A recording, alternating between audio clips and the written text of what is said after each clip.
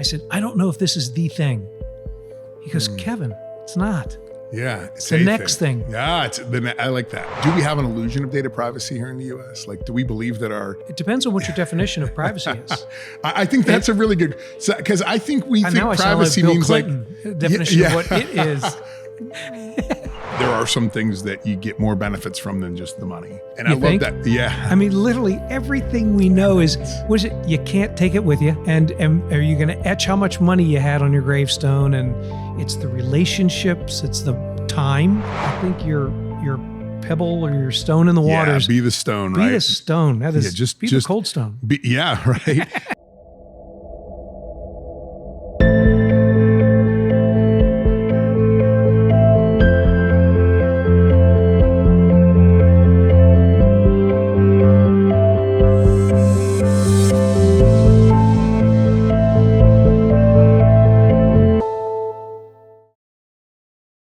So I want to talk about two specific things. The first is young marketers. So you're in college right now. You're going to school to be a marketer, not an engineer like you did, Right. but you're going to school to be a marketer. Okay, things are changing. What should you prepare for? How do you prepare yourself as a young marketer that's coming into the marketplace, for this new landscape? Change your degree. I mean, that is one thing you could do. Although, what about the people that just graduated last month? What do you do there? It was something we talked about earlier. Investigative journalism. Yeah. And here in Arizona, we got one of the best journalistic schools, You really do, yeah. around, the Walter Cronkite School of Journalism. They know how to find a story. True. And it is being curious, intensely curious. We said that the future is in prompt engineering. I don't know that the degree is in engineering, but those two things are the facts, that learn a prompt, go engineer the right solution. So void of those two kind of degrees, I think that if you get out, work your network, work the people network, it just matters where you land. Yeah. Because I'll give my brother another shout out. I was agonizing over a career change at one point in time. It was actually when I was going to go work with my friend Doug at Cold Stone Creamery. Yeah. I said, I don't know if this is the thing. He goes, Kevin, it's not. Yeah. It's the next thing. Yeah. I like that. It's the next thing. Yeah. So you need a thing to have a next thing. See, now we have to have Doug Ducey on here, the former governor, and say, what's the next thing, Doug? I already know. Okay. Well, that might be too private to share. So, right. It's, but it is, you have to think about it that way. And you do have to, and I also think that if you're young and you're in marketing right now, or you're just starting your career, you're going to school for this. Let's be honest. Yes, AI has been around for a long time. It really has only been mainstream for 6-7 months. Most ad agencies, most businesses think about the world in 5-year cycles. This is not on their horizon yet. They're thinking about it. They're hearing about it. They're not acting upon it. And I will tell you, I can see this with our process business. Every conversation I have with the CEO, they're like, what's your expertise in AI? And by expertise, they're talking about how many weeks or months of experience do we have. They're not talking about, do you have people there with a degree? So if you're out there right now and you're young and you're hungry and you're getting out into this marketplace, the best thing you can do is become a prompt engineer in the marketing space. Learn how it works, because those are the jobs that people are going to want. And if you go to apply for a job and you say in that interview, oh yeah, and I also have been working on my own prompt engineering around marketing and creating personas and doing these kind of things, guess what? You're going to get some attention. You're going to get some attention. You're going to get some attention just with the title. Absolutely. And by the way, if you don't get attention, it's the wrong company. You don't want to be there anyways because they won't be around. I'm prompt engineer. What do we need that for? The great dissolution is coming, right? Yeah. There's going to be a lot of businesses that are going to get, hoovered up in this process, or just are going to cease to exist, because when a marketer is 100 or 1,000 times more efficient, it doesn't matter. I can't just hire another body to solve that problem. When a marketer, like you said, the man plus machine, how do you say it? Machine plus marketing plus marketer plus machine. Marketer plus machine. And the other thing that people are worried, they should be worried if they're not embracing it, but they shouldn't be worried that that their job's going away. unless they're a lazy marketer. If they're a lazy marketer, yeah. But if they love their trade and their craft, you got time. You got time. Your world's changing, but it's all for the good. So it is. I don't think there should be any fear for those that are curious and want to kind of just take the next step in their journey. For those that are lazy, maybe not so much. So let's talk about privacy. Let's talk about what this means. I think you and I have talked about this before. The Chinese have this huge advantage because there's no illusion of privacy there. No. You know that there's no privacy. Right. Here in the US and in the Western world, we have a belief that we have privacy. I think the more I've learned about AI, the more I've learned about data lakes and lake houses and all, the less I believe that we have any privacy at all. But where does that come to a head, right? How does privacy play into this from the consumer side? Well, there are stringent standards in Europe, and even a replica of it in California. Okay.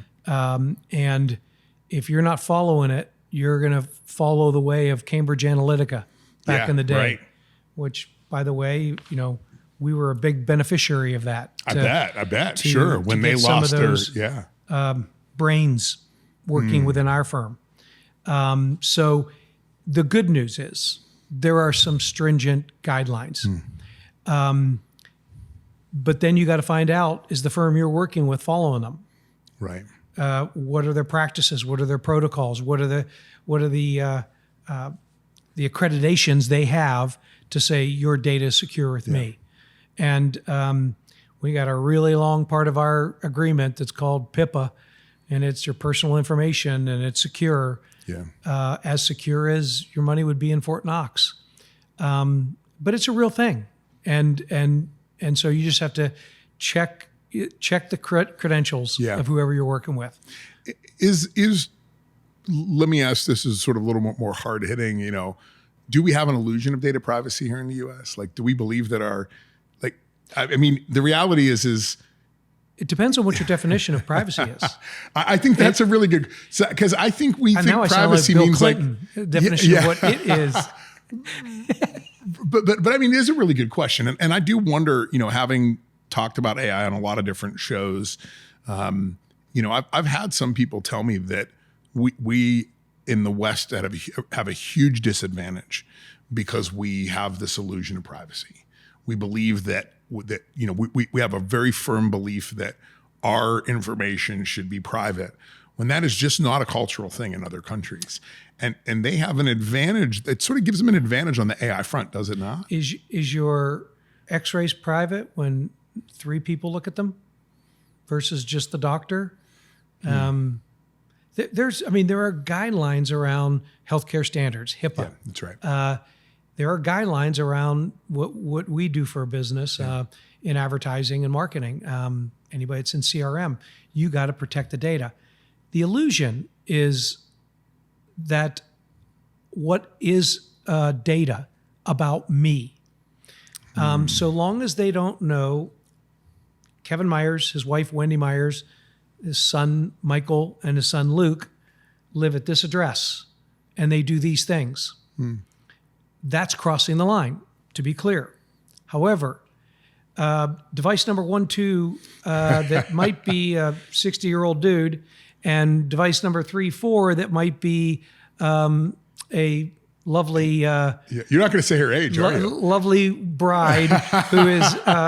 significantly younger? Maybe you could say significantly younger. As beautiful as the day I met her. Yes, right. That person. Yeah. Or Michael and Luke, couple of young men, lug nuts at times. Right. So those things you do know. And then you could model, and that's Dr. Michael Myers, that's Luke, that's Kevin, that's Wendy. So I don't know, is that private? I mean, you're modeling things to get to the likeliness that is that person. But you're not allowed to know the person and attach it to the So that's really where the the line is. The line is very clear too. that you can't, you can know, I can know everything about you. I just can't name you. I can know As everything long as you're a about number. this device in this building, that device, that device, that device. I think we've this is an and everything right. those devices are doing. And by the way, 3 of the devices started in North Scottsdale and ended up in Tempe. Yeah. So I can Now know associate all that, Yeah. but I can't know it was Kevin Myers holding all 3. Which is a very small step from privacy to not. Then it gets back into all the economics behind turning all that off. Would have you spending $5 to $10 a month for so many things you'd be broke. Explain that a little bit more. Because whenever it is you're getting anything free on any screen that you're not paying for, you are the product. So if I pay my DirecTV bill, well then that's okay. But if I look at DirecTV through the internet and or Hulu and or Netflix and or videos, I'm the product. I didn't pay for a lot of that. Yeah. The minute you're not paying for things, you're the product. You're the product. I think it's so interesting. And I wonder because, you and I both grew up in an era where thankfully there might be a few Polaroids of what we did as kids, but it's not broadcast on the internet. I don't think, young people today don't have that advantage. Their whole life has been broadcast on the internet. They are the Truman Show, every one of them. And they've made themselves the Truman Show. And when they're not broadcasting, they have FOMO.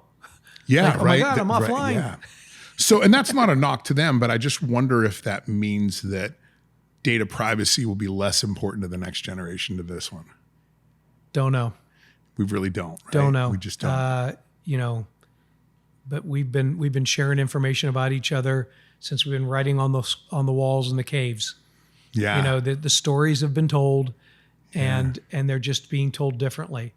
My grandmother being shocked that you just don't sit down and write letters anymore.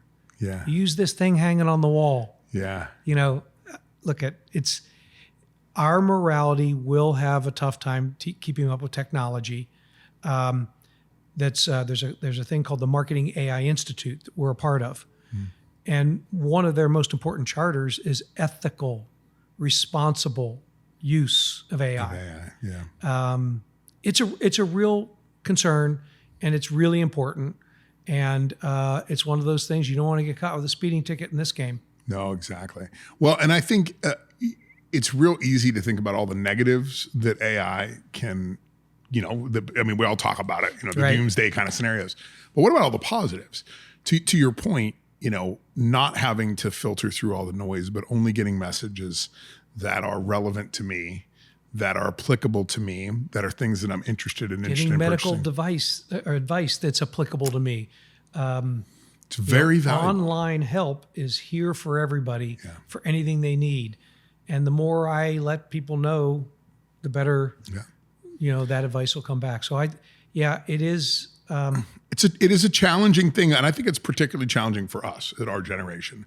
I don't know if it will be as challenging for younger people because we grew up with the Black Mirror stories. How many movies did we watch in the last 25 years about this Armageddon that comes because of AI?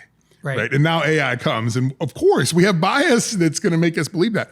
I'm not sure that kids today will have that same approach and same opinion on it, because I do think they will see the balance of the good and the bad. And, the balance of, hey, look, I can get personalized healthcare. I can get personalized book selections. They all do it with Spotify right now. I mean, I actually have found some of the musicians that I appreciate the most have not been the ones that were in my playlist. It was when I allowed it to random and it looked at my playlist and it said, you're going to like this guy. And I'm like, I love this guy. You're going to like this guy. I love that. So there's advantages too. Tell it's people not just you're going to take away their recommendations on Netflix or Spotify. And there'll be a rebellion. At least they'll get a sense of, oh no, I like that one. Yeah. But I don't like these others. And I could understand that. I do think it comes from... It could do something else. Yeah. And we have carefully stayed away from politics for obvious reasons, right. but it could dial us into the issues that matter most to us versus the politicians that are bombarding us. Yeah. So, there's a potential for AI to have us look beyond the chaos. Yeah. There's a massive money problem that's part of that, but still, I'm an optimist. Yeah, that's great. And so, I'm very optimistic about AI, and I'm optimistic about the future. I think we as human beings, and I love some of the things I've heard Bill Gates and some others say about AI, where it's like, look, we're so concerned about things like the climate. That won't be an issue relatively soon because AI will be able to extrapolate from that data. Cures for diseases, all of those kind of things. I mean, they're starting to see AIs that are predicting years where vaccines for certain things, because they can look at all of that information. They can look at all the research. We can't see it. Looking at I can't read 10,000 research papers. Maybe I can extrapolate on where I think things are going, but I can't hold all that in my head at the same time like AI can. Well, I mean, hopefully we chose a really good name for this, the realm of possibilities, because this is a means to that end. It is. And for us to explore those possibilities, it requires more math than human beings can do. Yeah. So welcome AI to the realm. Yeah, I love that. Yeah. Let's talk a little bit about books, because you brought a lot of books today. Yeah. Some of mine are mixed in there, which is good. Some of them I might have actually went on the break and mixed a few of them into your pile. Yes. But let's talk about books, because I think you, like I am, a lifelong learner. I am a mass consumer of books. I've actually had to try to promise myself to go on a fast for 60 days because I accumulate too much. Do you finish them all? Never. Never. And let me tell you why. As a writer, as an author, I'm going to tell you why that is. I actually had a go around with a publisher on my first book, and a major publisher, we want to publish it. Great. We need another 200 pages because it was only like 50 pages. And I said, so you need me to get new ideas? And they said, no, of course not. Just keep regurgitating the same thing over and over. Yeah. And I'm like, what? Like, I'm not going to do that. I don't have the time to do that. That's why I like products like Blinkist, where Blinkist, they read the whole book and then they summarize it in like a 10-minute summary, an audible summary. Didn't we have that in college? Yeah, it was called Cliff Notes, right? Cliff Notes, yeah. Yeah, I mean, it is really, really powerful. I also have realized I don't read a lot of books anymore. I listen to a lot of books. I've found that integrating like Audible into my life and Blinkist into my life have been really helpful. Sometimes it's like I look at a screen so much, the last thing I want to do when I sit down at night with a glass of scotch is pick up a paper book and or look at a screen again. I'd rather just put my headphones in and like listen. So I'm a little bit different. I read my books on Kindle, and when I have the physical book, it's probably because it wasn't available on Kindle. Somebody 3D printed the Kindle book out for you? That's right. That's what that is. It's a 3D printing of a Kindle book. That is, Amazon, that's how you have to market it to the younger generation. What are you, Billy Blazejowski from Night Shift? I'm an idea guy. Feed mayonnaise to live tuna. Call Starkist. Yeah. I totally forgot about that, but I do remember it now. Feed mayonnaise to live tuna. He's from the Berg. Is he really? Yeah. He's a Berg boy. Yeah, but only you have to be the Permani brothers to actually think about pre-mayonnaising the tuna before it even got into the whole cycle. But let's talk about books, because they can be very influential. I do tend to think, for me, there's a reason I like the first chapter, because that extrapolation piece in the middle can get a little bit annoying. Right. I think the only difference with that, like I'm reading a book about Genghis Khan right now, it's a historical, book. So you have to read through the whole thing.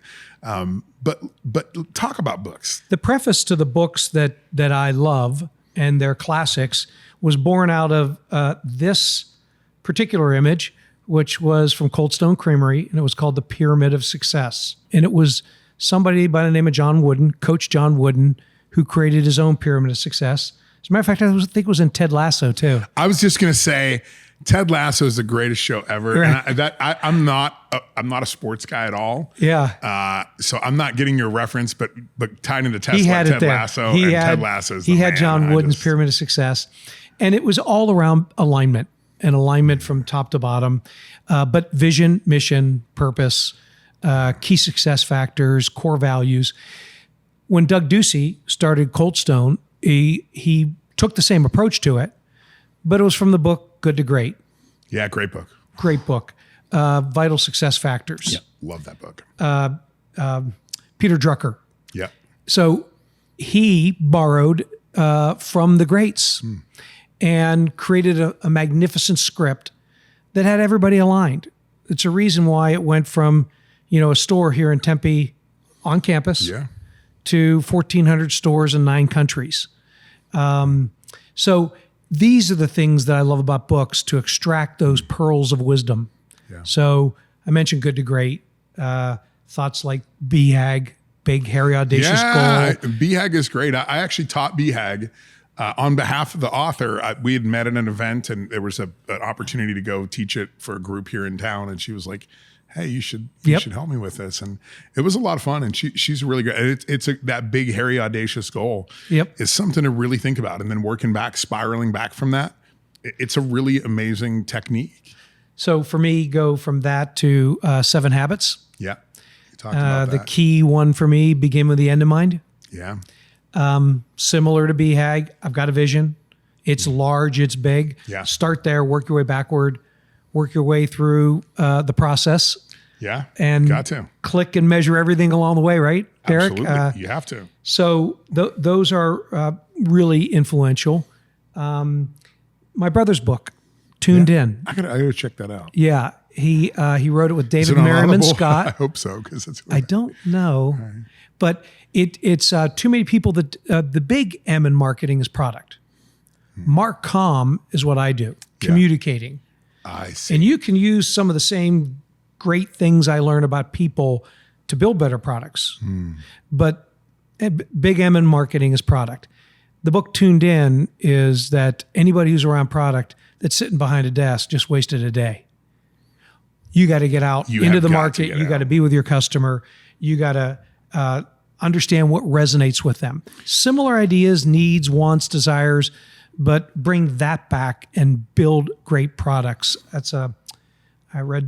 just heard a podcast on the founder for Lululemon, and that's what he did after getting out of the surf and see the opportunity and the need, right? yeah, he got out and he saw women that were going to gyms, and it's like he said, everybody dressed for their worse. Yeah. And he's like, I tuned into the market of no, they could work out, shop, Everything, go visit with their friends and look great. And that was the premise of it. And it was hyper focused at the 32-year-old woman with a name, a persona. Sure. So Tuned In, really. I want to check that out. And it's interesting to me that you say this, because one of my mentors, billionaire investor from Texas, he once told me, he said, anytime you build a product, you sit on a bench in front of Walmart for 2 hours and you watch the people go in and out of there. Yeah. And you realize that is your consumer. And you're not the greeter. You're actually there you're just observe, people watch, and understand that's your consumer. That's right. Because we talked about this a little earlier with the golf shoes story, right? It's like we assume we want our customer to be a beautiful, woman. We want it to be this really fit guy who's got his polished ping clubs and he's stepping up to the tee box. And the reality is, the biggest consumers of golf are guys named Harold that make $450,000 a year as an accountant, own their own firm, play 3 times a week, buy all the latest equipment. It's not who we think. Right. And sometimes it's really important for us to just sort of get smacked in the face with that and realize, and it can go the other way too. I've worked with luxury brands where I'm like, I tell this story about fat, and a lot of times when we had young salespeople come in. PHAT. Yeah. But a lot of times we'd have young salespeople that would be like, wow, these are really expensive. And I'm like, yeah, they are. But the people that we're selling them to never ask the price. Right. Because that's how they look on a fat. They're not buying it on the price. I tell a story about literally one of the biggest media moguls in the world. I was at a golf tournament, starts pouring down rain. Everybody rushes into, we had this little tent at one of the holes, and I'm standing there talking to this guy forever. And he says, yeah, I think I'm gonna get a couple of them. And he says, write down my credit card. And he literally pulls out a black card, writes everything down, gives it to me, the rain breaks, and he leaves. And I said to somebody, I'm like, who is that? And they told me who it was. And I was like, okay, literally, this is one of the richest people on the planet. And he just gave me his Amex Black card and was like, yeah, just get me a couple. Never asked price, never told me where to send them. And that is a mindset you have to break out of. If you're a salesperson or a marketing person and you're like, oh, people are going to be conscious about the price, you got to understand who your market is. Our market at FAT, when I was there, was not people like me. I couldn't afford them. It was people that were, so you do have to understand that. You have to understand who it is that you're marketing to. So, the lesson there, get into the market, visit with the people that you hope to serve, the customer you hope to make. Rubber meets the road. Get in the asphalt. I think this is what we talked about with process too. It's really important to get out into the trenches. Some of the other ones that 22 immutable laws of branding. Yeah. Al Reese. And one of the 22 is it's not what I say about myself, it's what others say about me that's most important. That's true. So it is marketing and advertising when it's espousing everything about me, I'm great, yes, you have to get that word out. But when others say the same thing that you espouse unprovoked, yes, that's breakthrough. It is total breakthrough. That's breakthrough. That's what Doug Ducey called breakthrough brand at Cold Stone. When people were calling it the ultimate ice cream experience, we knew we broke through because it wasn't about, the pieces parts. Yeah. So I think that's a magnificent lesson from there. And we talked about crossing the chasm. Yeah. And that's something we tune into. Isn't it? It's an older book. I was going to say that's 90s, maybe or earlier. Jeffrey Moore, but it's been modernized in these segments of innovator, early adopter, early majority, late majority, and laggard, and how these are ways to know how to persuade people. Because somebody who is that persona that wants to be first, wants to tell others that look at me, you'd be surprised. It's like it was the people that were bragging about the products they bought, that was the biggest uptake of any of the early brands like TiVo and others, and big screen TVs, and come look at what I got and look at my Apple, whatever. Listen, we felt this at FAT. We would sell more to the wealthy guy that had a barbecue at his house and opened the garage to show off the vet. Yeah. Right. Or whatever it is, the Porsche, whatever it was. But he's showing off and the fat. has the two fat sitting there. And then we would get calls on like a Sunday afternoon from, some Hollywood guy that's like, hey, I got like 9 buddies here at my house. All want to get one of these. What do I got to do? Well, just share my phone number with them all, have them all call me. But it is really true. That word of mouth is really where it comes down to. You got to get that fans, right? You got to get those raving fans.